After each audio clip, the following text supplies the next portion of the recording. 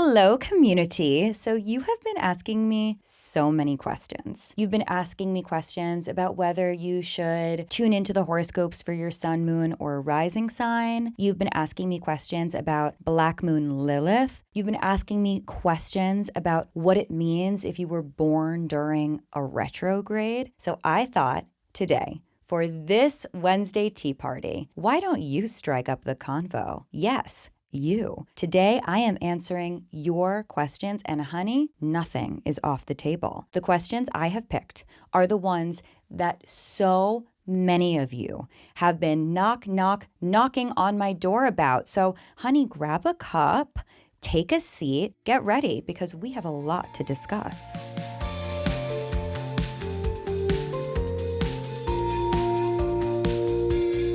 Hello, and welcome to Astrology with Aliza Kelly. I'm your host and your spiritual friend, Aliza Kelly, and I am so happy that you're here. Welcome to our Wednesday tea party. Every week, I am serving 2 episodes, okay? On Mondays, I always have your weekly brew, which is where we decode the most pivotal astrological events that are going on, and we explore the theme of the week. Plus, I have horoscopes for every single sign, so you'll always know what is in store for you and how to prepare for the week ahead. And after today's episode, exactly what signs you should be listening for. On Wednesdays, we always have a tea party, and this is where we steep even deeper. Now, before we get into today's episode, I just want to say thank you. Thank you for tuning in and for supporting Astrology with Aliza Kelly. This show, if you haven't yet, take a second, a minute, a millisecond to rate, review, and follow Astrology wherever you are listening, because not only is this going to help other people find our show, but I love reading all of your comments, building our community. And speaking of community, our astrology retreat is coming up so soon. It's taking place August 7th, August 8th, and August 9th at the Omega Institute in Rhinebeck, New York, which is 90 minutes from the city. It's super easy to get to. And this retreat is centered around the solar eclipse in Leo, which is so major. So we're going to be learning all about eclipses, these upcoming eclipses, but also like destiny and karma, what it means for you to unlock your full potential. We're going to be looking at all of your charts specifically to figure out what it means for you and what you can expect from these like magical, wild, twisty turning points in the year. I can't wait to meet you in person. I can't wait to work together. Omega is gorgeous. The campus is stunning. It's powerful. It's monumental. This is going to be something you truly remember forever. And plus, hello, it's summer. You got to do something special. So head over to tinyurl.com/Aliza-retreat. That's tinyurl.com/ALIZA-retreat to register right now. Are you ready for today's episode? Of course you are. The tea party begins right now. Hello, community. Welcome to the tea party. And this tea party is a little different. Okay, let us dance. Let us experiment. Let us sip a new flavor. Let us try something totally different. So since the show started way back in April, A Different World, I have been receiving tons of questions from you all over the place, in the comments on Spotify, in the comments on YouTube, also on Instagram, also in the Constellation Club. Basically, wherever you can ask a question, you have been asking a question. But j'adore. We love it. I love it. I love it. You absolutely brilliant, thoughtful, critical-minded hotties. You get it? Hot teas? Well, I cannot resist reading every single comment that I receive on everything that I post on the internet, which, as you know, is not always recommended. But I am mere human, flesh and blood and brain. And with this brain, I have been storing your questions. Literally, I have been documenting your questions like a real weirdo in a doc, in a Google Doc. I am, after all, a Virgo, Mercury, and Mars. And I decided that it was time to answer them. So for this first of its kind listener episode, I pulled the questions that have been most frequently asked, the most universally applicable, and also the most tantalizing, the most salacious, the most tea? Of course, it's AstroloTea. So honey, get cozy because your deepest, darkest questions are about to be revealed today, except anonymously, obviously. I would never blow up your spot like that. Okay, so for the first question that we are going to be answering today, this is indeed the question that comes through the most frequently. I think that I receive it perhaps a dozen or more times, like daily. So hopefully when we address it here, we will finally lay it to rest. We will finally resolve it once and for all. And the question is, should I listen to my AstroloTea horoscope for my sun or for my rising? Can I also listen to the horoscope for my moon? It's a great question. So when I get into the Monday horoscopes, I always say, listen for your sun, listen for your rising. You can also listen to the horoscopes of the people in your life. And like all of that is true. Listen for your sun, listen for your rising. I'm going to tell you why. You can also listen for your moon in a minute, but I wanted to just give you a little bit more context about like how horoscopes even work, how they are written, how I write them. I have been writing horoscopes for the entirety of my astrology career, which has been 13 years, which is crazy since I'm only 18 years old, but suffice it to say, the math somehow maths, and horoscopes are a very important part of like most modern astrologers' practice. And it's also interesting because most modern astrologers will find themselves in a moment where they're like, horoscopes, these are so pop culture, like these are so surface. But that means that they haven't tapped in to the spirituality of the horoscope, because the horoscope, honey, it is truly one of the most gorgeous, stunning, spiritually rich manifestations of astrology that we can have. And hopefully you feel that I am oozing that into your Monday weekly brew every single week, because your horoscopes are very, very channeled, okay? When I write horoscopes, I write them from the perspective of the experience of each zodiac sign. And that means that I put myself in the mindset of that zodiac sign independently from its placement to sort of, look and process what's going on in the sky. I do the delineations, right? I see what areas are going to be activated by these planets from the perspective of that zodiac sign.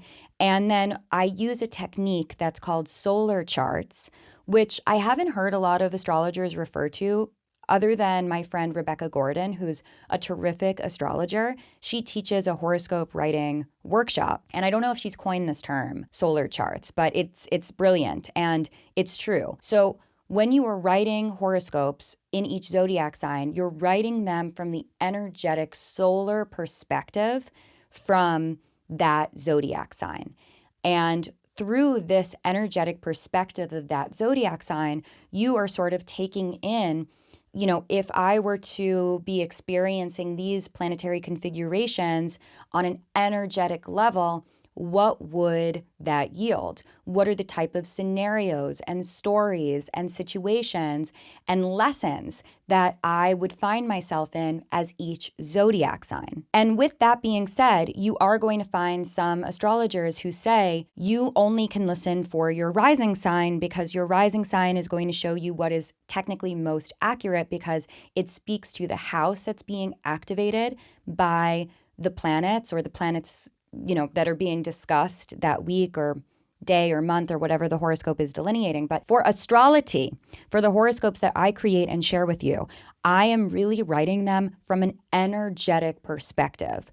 So you can listen for your rising sign, and that might be most thematically accurate, but your solar horoscope, your sun horoscope is also going to be in there because the energetics of how you are expressing and experiencing those stories or lessons or conditions is also built into it. In that same vein, a lot of our listeners have shared that it really resonates for their moon sign. So listen for your moon sign, especially if you are someone who is really tuned in to the energetics of your moon sign. Let's say you are a Scorpio moon and you're like, I feel that in every single fucking bone in my body. Listen for your Scorpio horoscope, because since I am writing them from this energetic perspective of what are the situations, what are the conditions, what are the stories, what's going on, it will be applicable to the different placements where you have these different zodiac signs. So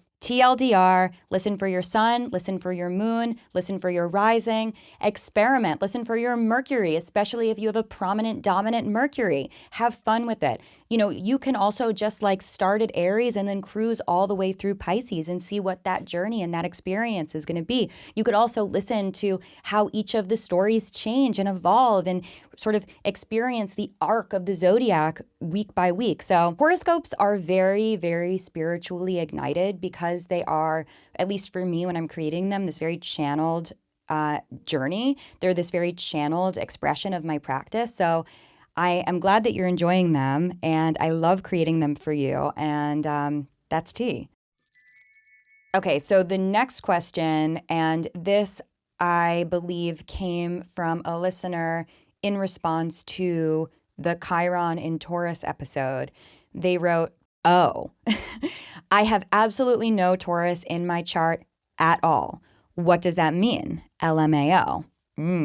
Go off, a sassy community member." Well, it means that we should learn more about astrology because everyone has every single zodiac sign in their chart. Ta-da! Everyone has every zodiac sign in their chart. Ta-da! Because your birth chart is a 360-degree wheel, diva. 360 degrees. The zodiac is also a 360-degree circle.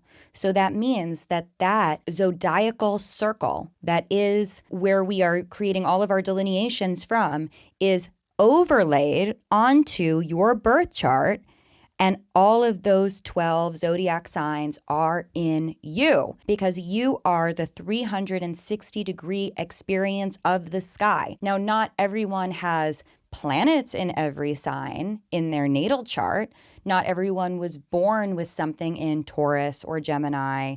You know, you could have no planets or placements in Capricorn. You could have no planets or placements in Pisces, but you still have those zodiac signs in your chart. So I always say that if you have a problem with someone, you got to look at that area of your chart and figure out what house is the Taurus area of my chart, because that house where Taurus activates is probably where you need to be spending a little more time and paying a little closer attention. Ooh, tea. If you want to know more about the houses, of course, we have a whole AstroloTea episode on the houses. So check it out. So, you know, you can go house by house and figure out what all of these different placements represent. But what you need to know, my friend, is that all of the zodiac signs live within you, and they all get activated either by the relationships that we have, right?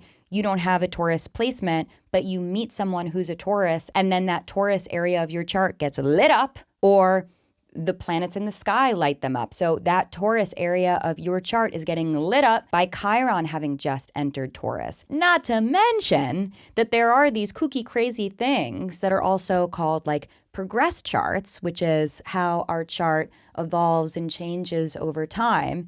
And slowly but surely, we experience all of the different zodiac signs in our chart by way of our progressed placement. So you are going to experience the magic, the magic and the terror of every single sign directly and indirectly at some point. But yes, everyone does have every single sign in their chart. Once again, it's tea. Okay, the next question came in response to our solstice episode of the Weekly Brew, and it reads, "I'm Australian, so I'm in the Southern Hemisphere and find all this solstice stuff difficult. I'm assuming we're in the winter solstice then? Question mark. I feel so bad. I have to issue a formal apology for all of my Southern Hemi babies. I did not know that we had so many listeners in the Southern Hemisphere. So joke's on me. I really had no idea that AstroloTea was so global. Obviously grateful that it is, but I feel really bad because, the whole solstice episode was written from a Northern Hemisphere perspective, and I really didn't give the Southern Hemisphere community anything. I gave them nothing. I served them like empty cups. So I apologize. I will not ignore you again. So let me clarify a few things, okay? So yes, when it comes to the different hemispheres, the Northern Hemisphere and the Southern Hemisphere are swapped with the solstices. So summer solstice is winter solstice. Winter solstice is summer solstice. And then we also have equinoxes. So autumn equinox is spring equinox, and spring equinox is autumn equinox. Whew. So what does that mean? Does this mean that it is reversed? Does this mean that everything was wrong for you? Like, does it mean that you should go back and Men in Black your brain to forget everything that you heard? No, because this is like the real deep steep, okay? Opposites are the same.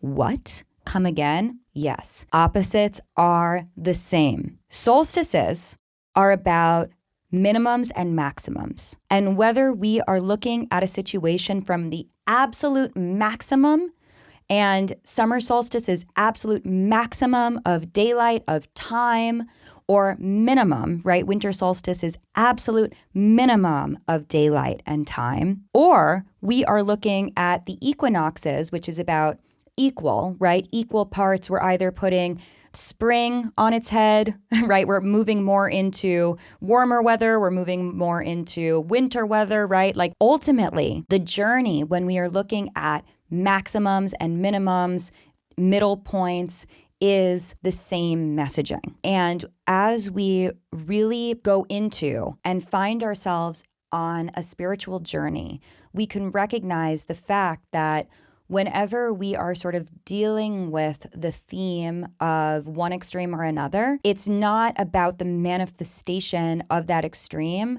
but about what the extreme represents at large. So solstices are about time.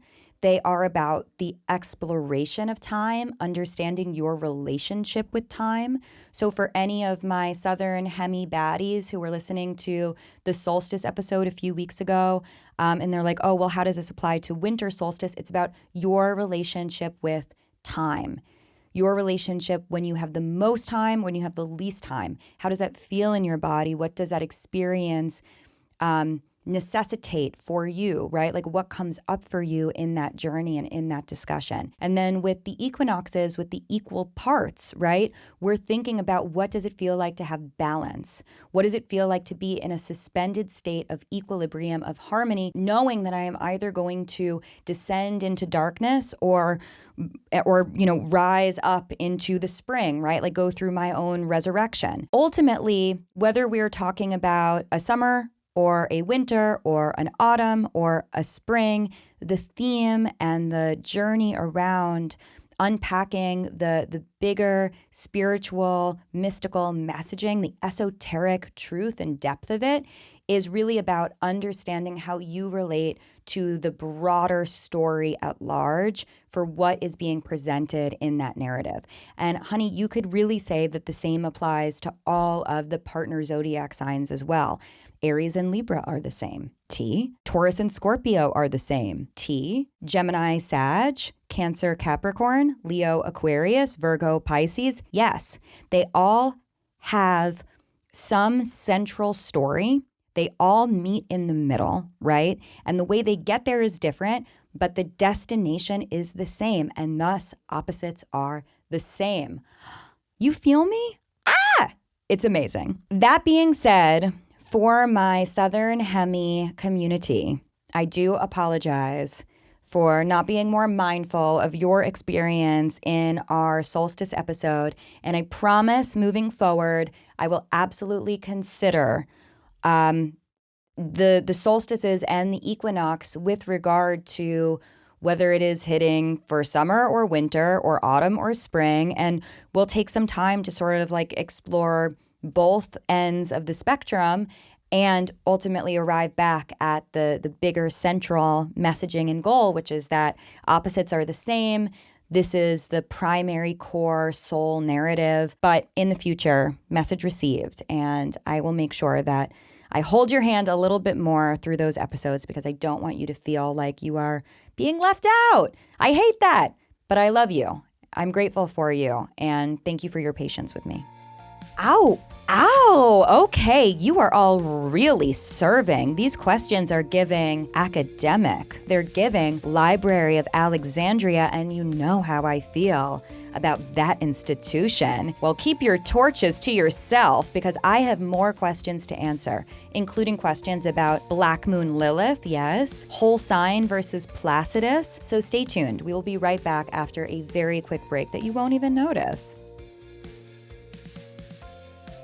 Welcome back, community. Today, I am answering the FAQ, the facts around here. So stick around, grab a cup, grab a seat, and let's keep it going. Let's pour one out. Okay, so this next question is very hot. It is a very controversial question. Controversial. And I think that it is a question that everybody is curious about when they get to this moment in their astrology journey, when they start to know these terms. So I'm just going to read it, okay? It says, Aliza, do you use whole sign or Placidus? Now, if I read that and you're like, whole sign or what? Platypus? Like, don't worry about it. Honey, let me explain what we're talking about. But if you are someone who's like, there can only be one right answer, well, also allow me to explain that, honey, this is not sports. You do not have to pick a team. You can have it all. Oh my God. In astrology, you really can have it all. So whole sign and Placidus are two out of many different house systems. And a house system is basically when you get your birth chart and you see it calculated, 360 degrees divided into these 12 different houses. Again, we have a whole episode on the houses. There's different ways that the sky is divided. Whole sign was the earliest house system ever invented, and it is very easy. It's a very simple, almost rudimentary system, which is that if your ascendant being your rising sign being which zodiac sign was coming up over the eastern horizon at the moment that you arrived. If your ascendant is, let's say, Gemini, then your whole first house is Gemini. If your ascendant is Cancer, your whole first house is Cancer. If your ascendant is Leo, your whole first house is Leo, and then your second house is Virgo, and your third house is Libra, and your fourth house is Scorpio. One house, one sign, okay? It's very neat. It's very organized. It's giving type A. Every single house corresponds to the entirety of that zodiac sign. Your birth chart, 360 degrees. Every zodiac sign has 30 degrees. So 30 degrees per house, per zodiac sign. Easy peasy lemon squeezy. Placidus was invented much later on and takes a completely different approach to dividing the sky. Instead of dividing your chart, the sky, into these 12 even Stevens parts that correspond one zodiac sign to one house, it calculates the sky and thus the houses based on your exact time and place and location of birth, okay? It factors in the Earth's rotation. It factors in your longitude, your latitude, the relationship between the horizon and the midheaven, the top of the chart. It's not just about like what was in the sky. It's about the recognition of your place on Earth when all of that was going on in the sky. And astrology is very Earth-centric, right? Like astrology is about us here on this planet experiencing what is going on above and around us. And I think that there is this like beautiful specificity in also considering our exact and precise location, recognizing that Placidus charts look very different when we are very, very far north than they do when we're very close to the equator, right? Like these charts look different. The houses look different in them because it has to do with where you are. This is one of the reasons that I am a Placidus girly. To me, it feels like Placidus very much preserves the individuality of the birth chart, recognizing that based on where you were born, you are going to have a specific type of experience and vibration that is going to be reflected in the house structure, that's going to be reflected in even like how wide or how narrow some of these houses are, right? Like it adds nuance, it adds dimensionality, it adds complexity to it. It makes it this very sort of poetic expression of you. And I really think that like for me, the fact that we can have these like super, super wide houses that could encompass not just one or two, but up to 3 zodiac signs, with that third zodiac sign in the middle sandwiched between the other two, referred to as an intercepted sign, which is a whole other thing. It's a whole Q&A for another episode, Diva. But it reflects the fact that like there's areas of life that take up more real estate. Like your girl here has an intercepted 2nd and 8th house. They're always going to be intercepted across the axis, which means I have giant 2nd and 8th house areas of life. So when a planet moves across my 2nd or my 8th house, it moves across that area for a very long time. I mean, especially if it's a slow moving planet, like that transit is going to last years, decades even. Whereas the 5th and 11th house in my chart, Gemini, Sagittarius, like boom, boom, boom, fast, right? Like Gemini season moves very fast for me. It's not even a full 30 degrees. It's not even a full Gemini story. I love the nuance, the individuality, the specificity, the complexity of Placidus. That said, I absolutely understand why whole sign has become so popular, especially because there is this surge in traditional Hellenistic astrology right now, which is amazing. And I would attribute so much of that to the incredible work of and research of from my friend and colleague Chris Brennan. His podcast, the Astrology podcast, and everything that he's doing, he's literally like found ancient texts and translated them to help us understand how our ancient ancestors were using astrology, right? And there are certain Hellenistic ancient techniques, for example, annual perfections, that you just cannot do with a Placidus chart. Doesn't make sense, doesn't work. You need to have a whole sign chart in order to use those techniques, because Placidus did not exist when those techniques were from the ancients were being explored, right? So I think that a lot of it also has to do with what you are doing with astrology. What are you trying to do? What are you using it for? What type of astrology are you trying to practice? For me, I use Placidus for my birth chart readings because it offers this nuanced and messy and poetic perspective. I think it reflects very perfectly the multidimensionality of a life and a person and their psyche. But like if you want to fuck around with some 2,000-year-old techniques and see what that feels and looks like for you, like Diva, pull up that whole sign chart and get to work. You're going to love it. The second part of this question is, but my chart looks very different using whole sign than Placidus. Which one is correct? And I know it's very complicated, but both are indeed correct. There is no right or wrong. There's just 2 different ways of interpreting your sky. There's 2 different ways of interpreting you.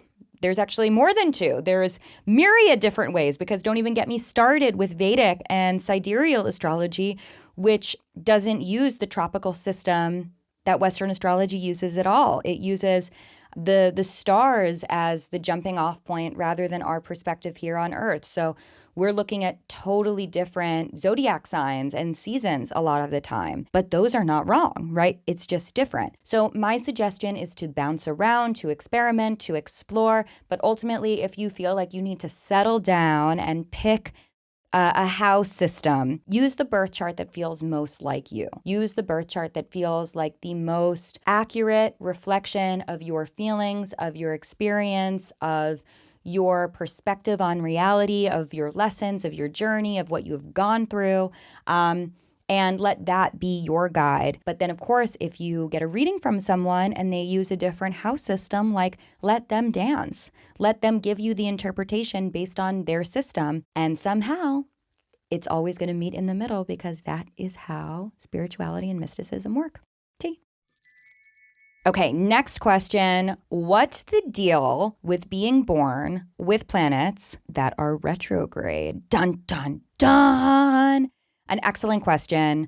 Okay, so here's the tea on the retrogrades. The only planetary retrogrades in a birth chart that really are significant, I'm like trying to find the right word, but I would say, yeah, like notable, significant, like something that we are really going to want to tune in and pay attention to are Mercury retrograde, Venus retrograde, and Mars retrograde. The rest of the retrogrades are not as important from an interpretive perspective because the outer planets, so Jupiter and beyond, spend about 50% or more, in some cases, of their orbits retrograde. So it's not that notable for them to be moving in a retrograde motion. It's more of like your run-of-the-mill Saturn experience, right? It's more of your run-of-the-mill Uranus experience. But Mercury, Venus, and Mars are personal planets. Personal planets are the planets on our side of the asteroid belt, and they also are personal in that they reflect your personal experience and your personality. So when these three planets, or if any of these planets, Mercury, Venus, or Mars, are retrograde in your birth chart, that's something to pay attention to. Mercury is communication, Venus is your values, Mars is the way that you take action. What I often find is if you have Mercury retrograde or Venus retrograde or Mars retrograde in your birth chart, you have a little bit of like a delayed relationship with what that planet's mission is. Maybe communication was a little bit challenging for you, or you always feel like it's hard for people to get your jokes or get what you're saying. Maybe love has been a difficult pursuit, or confidence with Venus retrograde. With Mars retrograde, maybe it's been hard to find what motivates you. It's been hard to maintain motivation, or every time you start something, like something throws you off, like it's hard for you to get the momentum. Now, like deep spiritual take on this is that I have found that someone who has Mercury, Venus, or Mars retrograde in their chart usually has a very close relative who was born before them. So like a parent or a grandparent, somebody who's like, you know, not terribly, terribly removed from their orbit, who had a difficult time executing whatever that thing is that is retrograde for them.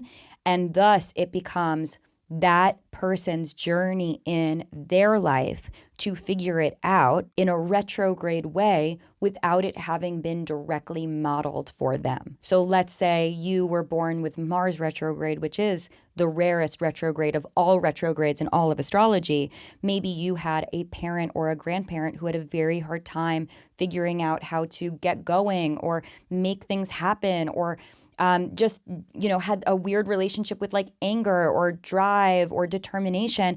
And thus you don't have a good model for it, but it becomes your mission in this life to figure it out, albeit maybe a little bit later than other people. Now, the best part about being born with Mercury, Venus, or Mars retrograde is that when that planet goes retrograde in the sky, it is go time for you, baby. While everyone else is like all twisted up and in a tizzy, you're like, I know how to sail through this. Like, I can do anything now. And while everyone else is like chicken with their head cut off, like running around, scrambling, you're like, I'm just going to go there. I'm just going to say this thing. I'm just going to get started. And it's easy for you to sort of like bypass different situations and actually like kind of get back to start so that you are on the same sort of timeline as everybody else around you, but it is during those retrogrades in the sky that you sort of like dash forward. Those are your sprints. So if you were born with Mercury retrograde, don't be afraid of Mercury retrograde. If you were born during Venus retrograde,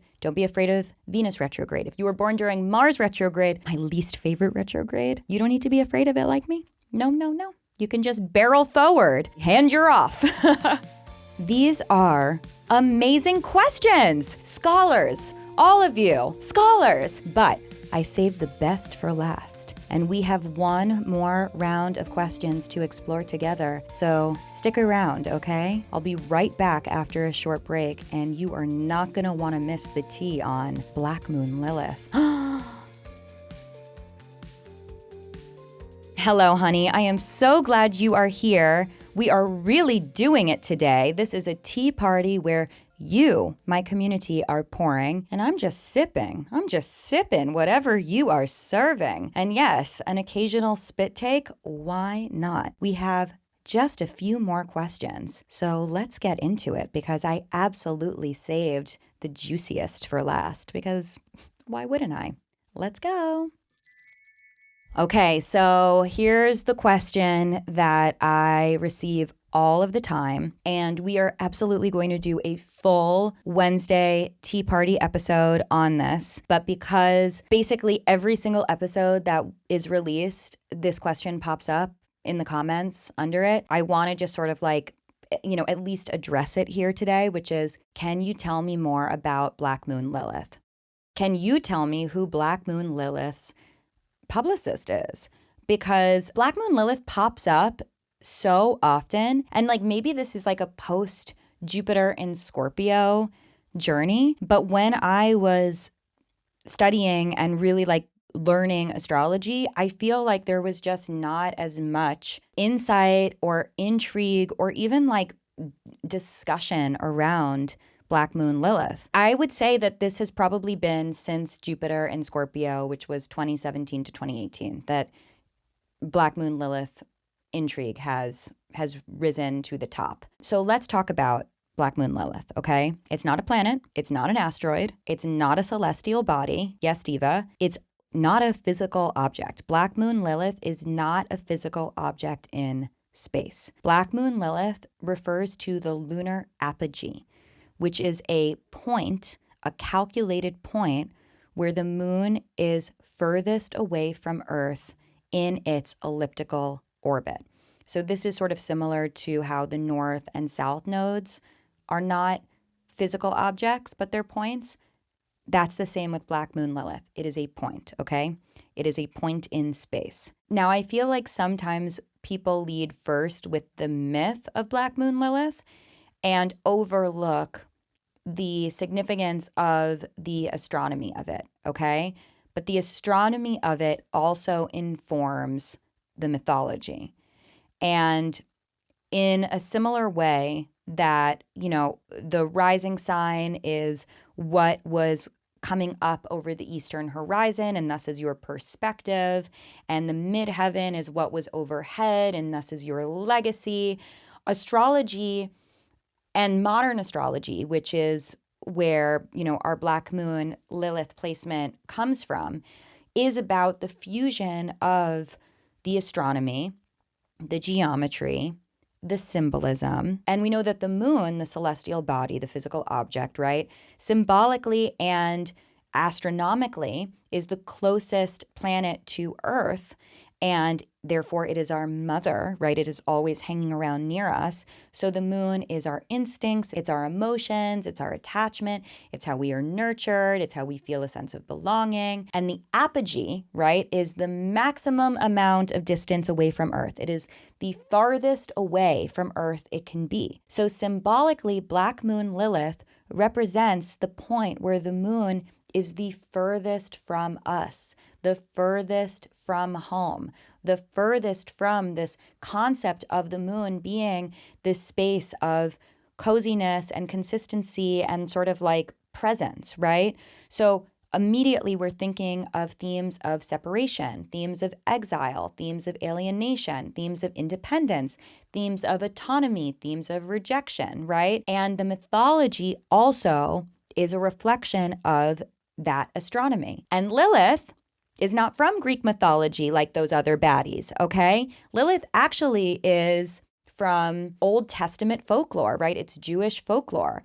Adam's first wife who refused submission and left Eden rather than obey. And obviously there's different narratives depending on which version we're talking about. Is Lilith a demon? Is she a feminist icon? Is she the archetype of autonomy? Is she the archetype of rage?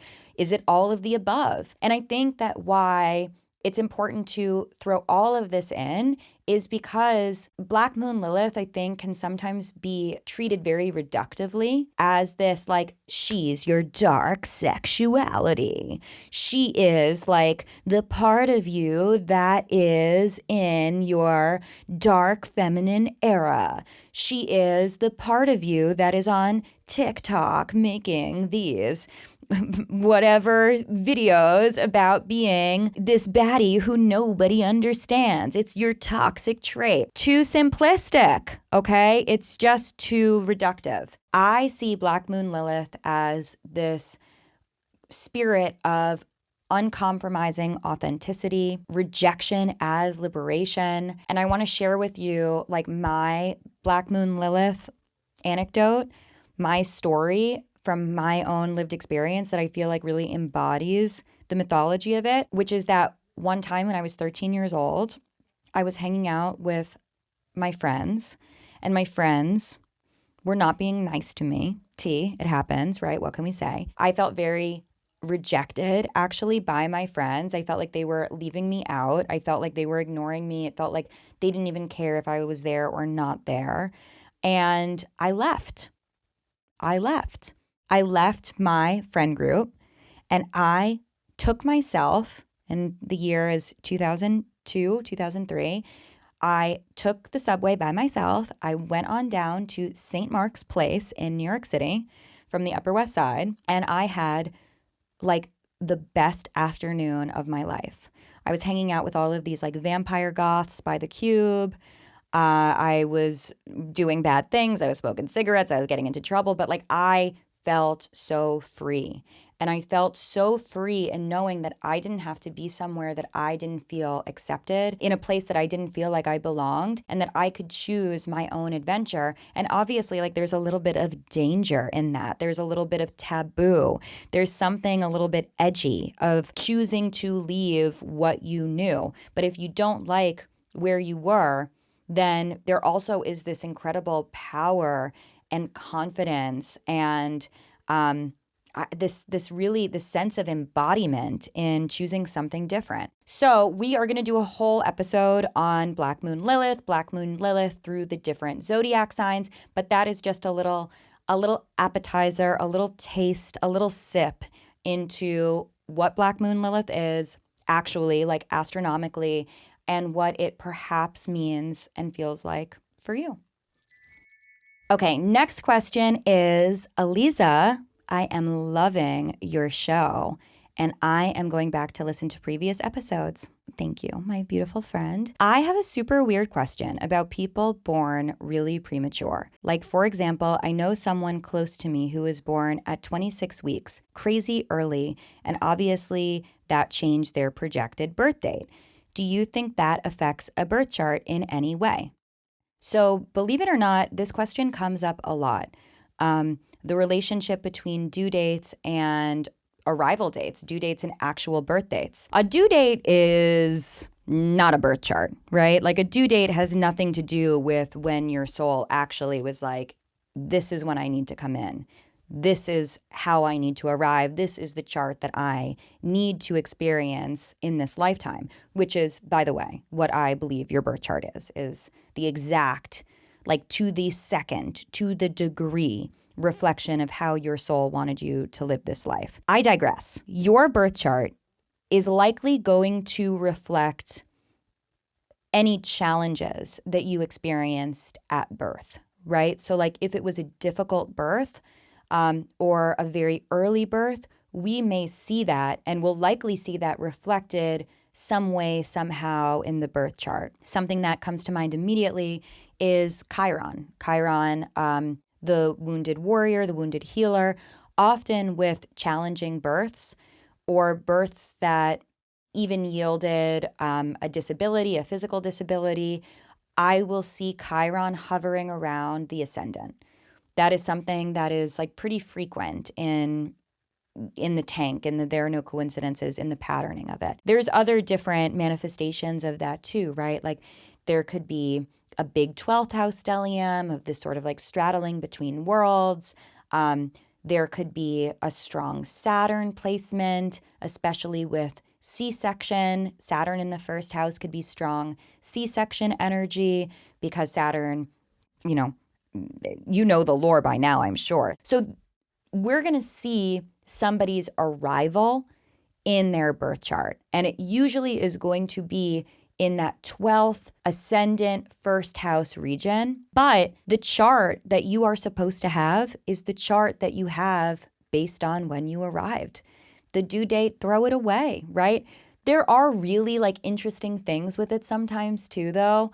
I have to say, I did meet someone, a very, very fascinating person who was supposed to be born during Aries season, and their mother had a medical emergency when they were pregnant. I think this was in like the late 80s, early 90s. Their doctor did a very experimental procedure where they actually did like this. I'm not sure if they do this anymore. Let me know if they do. They did this sort of like premature C-section where they temporarily like removed the fetus from the womb and then put the fetus back in the mother. I mean, this sounds like I sound like I'm an 8-year-old making up a story now, but I swear to you, the story was told to me. And this person was like, am I a Capricorn or an Aries?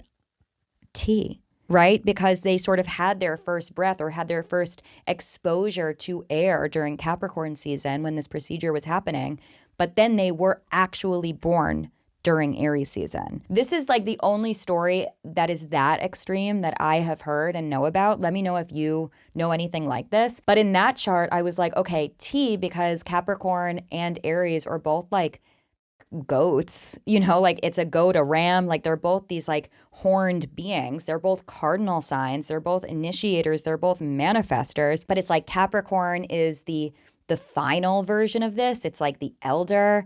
It's that past life representation. And then Aries is like new beginning, new life, resurrection, rebirth. I mean, like, so wild. So we will see living mythology in a birth chart, but the TLDR is the moment that you arrived is the moment you were supposed to arrive. And that chart is always going to reign supreme over any sort of like idea of who you were supposed to be. Oh my goodness, this was so much fun. What did you think about today's episode? Which questions resonated with you? Did you have any questions that were answered today? Do you have more questions? Did this leave you scratching your head and being like, wait, I have a follow-up. You know what to do. Leave it in the comments. Leave it in that glowing 5-star review. And of course, tell your friends about AstroloTea so that we can get them here asking questions, getting answers too. It makes such a difference to tell everyone you know about the show so that we can really keep it going, keep this party going. I'll be back on Monday, of course, with your weekly brew. Obviously, that includes your horoscope. And then next Wednesday, I'll be back for another tea party. So make sure you tune in every Monday and every Wednesday for all new episodes, wherever you get your podcasts, on Spotify, on Apple, on YouTube. And, keep those questions coming. Throw them at me. As you know now, I collect them all like fucking Pokemon. And who knows, the next time we do this, I might be answering your query. Okay, see you soon.